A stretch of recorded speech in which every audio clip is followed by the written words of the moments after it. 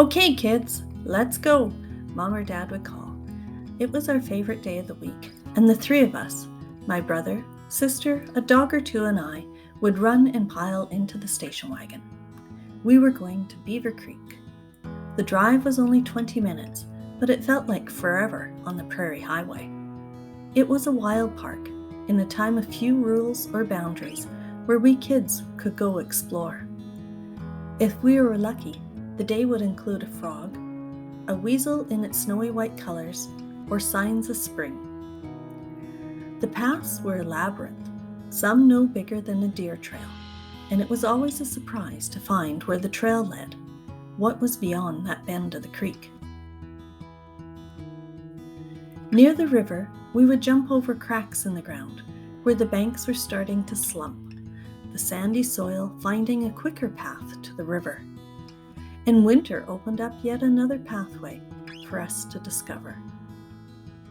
As seasons changed, so did the creek. Old trails disappeared, and our feet made new paths along the water's edge. As kids, we didn't know why the creek shifted and moved, but we would just find new lookouts and hills to slide down.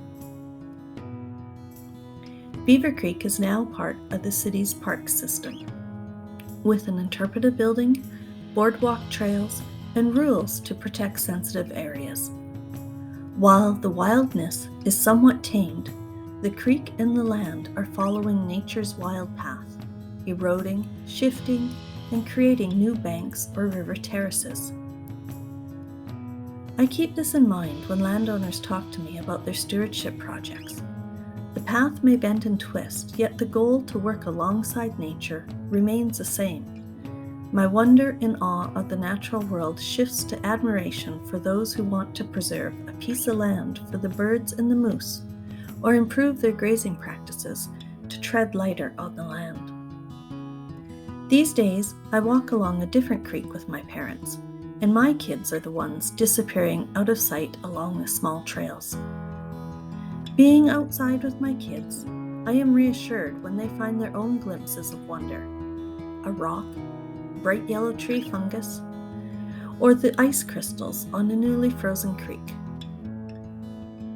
And I know they will find their own pathway to the river.